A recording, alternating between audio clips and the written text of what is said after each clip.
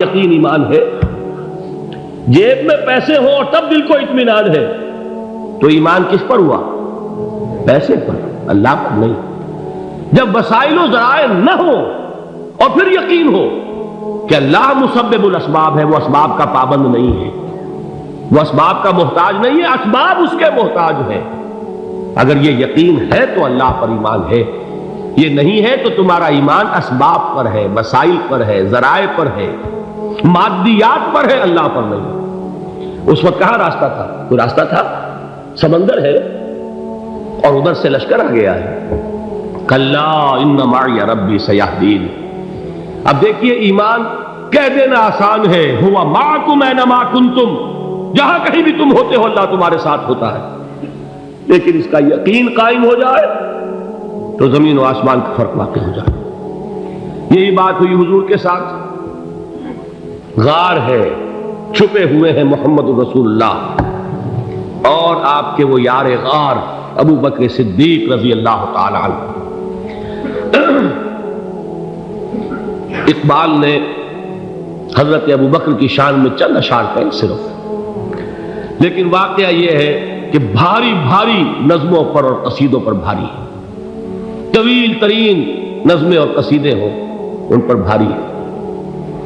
ہمتیں ابو بکر کی ہمت جو ہے، کشت ملت را چو ابر، جیسے بارش سے کھیتی اپجتی ہے، ابو بکر کی ہمت اور عزیمت اس امت کو اسی طرح سینچنے والی ہے. ثانیے اسلام و غار و بدر و قبر، وہ دوسرے تھے اسلام میں، دوسرے. پہلے کون تھے؟ انا اول المومنین، حضور فرماتے ہیں سب سے پہلا ایمان لانے والا میں. دوسرے ابو بکر. ویسے ہمارے ہاں یہ چلتا ہے اختلاف، حضرت علی پہلے ہیں کہ حضرت ابو بکر پہلے ہیں، لیکن اس میں بڑی خوبصورت تطبیق قائم کی ہے علماء نے اور بہت صحیح ہے. چار کے بارے میں فیصلہ ہی مت کرو کہ کون پہلے. ان کی ایک عجیب تقسیم کر دی ہے. آزاد مردوں میں، بالغ مردوں میں سب سے پہلے ابو بکر، بچوں میں سب سے پہلے علی، خواتین میں سب سے پہلے خدیجہ، اور غلاموں میں سب سے پہلے زید بن حارثہ. بڑی پیاری تقسیم ہے، یہ چاروں ہی پہلے ہیں، ہر ایک کے لیے اولیت ہے. اور واقعہ یہ ہے کہ اگر زمانی اعتبار سے تعین ہوگا تو پہلے خدیجۃ الکبریٰ آئیں گی رضی اللہ تعالی عنہ. کسی اور سے بات کرنے کی نوبت بعد میں آ سکتی ہے، پہلے تو اہلیہ محترمہ سے بات ہوئی. آتے ہی پہلی وحی ہوئی ہے، ابھی تبلیغ کا حکم نہیں تھا. کس کو بتایا واقعہ؟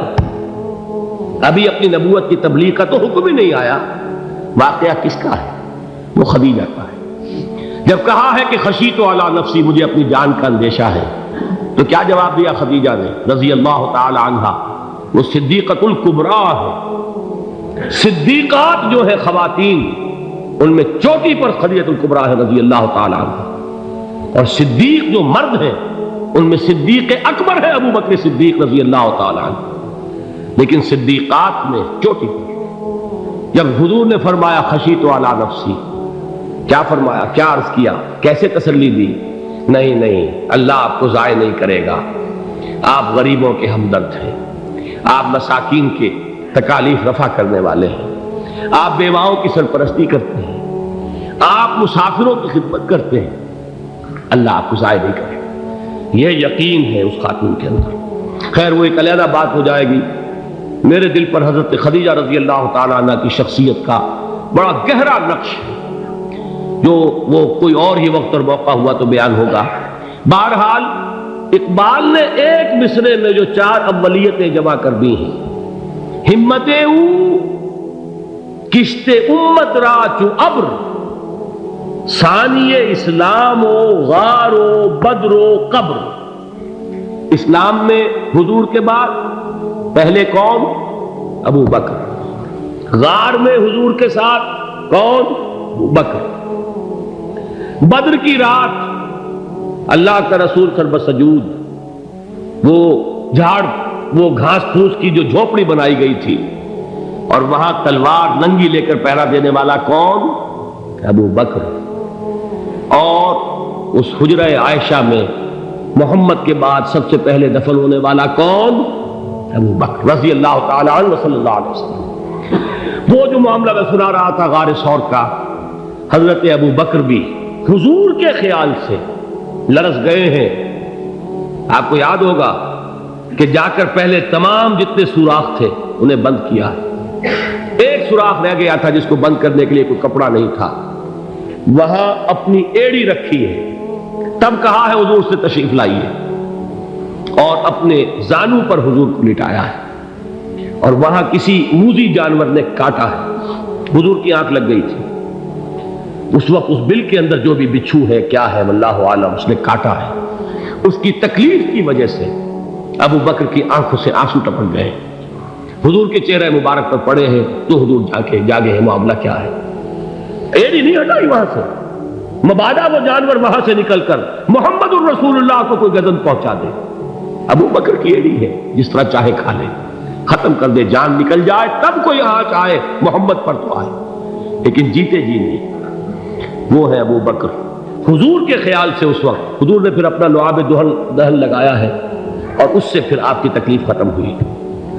جیسے خیبر میں حضرت علی کی آنکھ دکھ رہی تھی، اس کو جو شفا حاصل ہوئی ہے وہ بھی حضور کے لعاب دہن سے ہوئی۔ تو بہرحال اس وقت انہوں نے کہا ہے کہ اے نبی یا رسول اللہ، اگر اس وقت ان میں سے کسی نے غیر ارادی طور پر بھی اپنے قدموں کی طرف جھانک لیا تو پکڑے جائیں۔ کیا جواب تھا اللہ کے رسول کا؟ لا تحزن ان اللہ معنا، اللہ ہمارے ساتھ ہے، کیوں گھبراتے ہو ابو بکر؟ یہ ہے ایمان باللہ، میرا مالک اللہ، میرا رازق اللہ، میرا محافظ اللہ، میرا مددگار اللہ، میرا پشت پناہ اللہ، میرا دوست اللہ۔ یہ دوستی ہے اللہ کی جو لب لباب ہے، حاصل ہے ایمان کا، اسی کا نام ولایت ہے۔ اولیاء اللہ کے سروں پر سینگ نہیں ہوتے، جس کے دل میں ایمان راسخ ہو چکا ہو وہی اللہ کا ولی ہے، جسے اللہ پر یقین ہو چکا ہے وہی اللہ کا ولی ہے، جسے یقین ہے اللہ میرے ساتھ ہے، میرا مددگار، میرا پشت پناہ، میرا ساتھی، میرا دوست، میرا محبوب، میرا محب۔ اللہ اہل ایمان سے محبت کرتا ہے، واللہ یحب الصادقین، ان اللہ یحب الذین یقاتلون فی سبیلہ صفا کانہم بنیان مرصوص۔ اللہ محبت کرنے والا، اہل ایمان محبوب، اور اہل ایمان محبت کرنے والے اللہ محبوب۔ والذین آمنوا اشد حبا للہ۔ آپ تصور کیجئے جسے یہ رشتہ ایمان یا رشتہ ولایت حاصل ہو جائے، الا ان اولیاء اللہ لا خوف علیہم ولا هم یحزنون، آگاہ ہو جاؤ، اللہ کے دوستوں کے لیے نہ کوئی خوف ہے نہ کوئی حزن ہے۔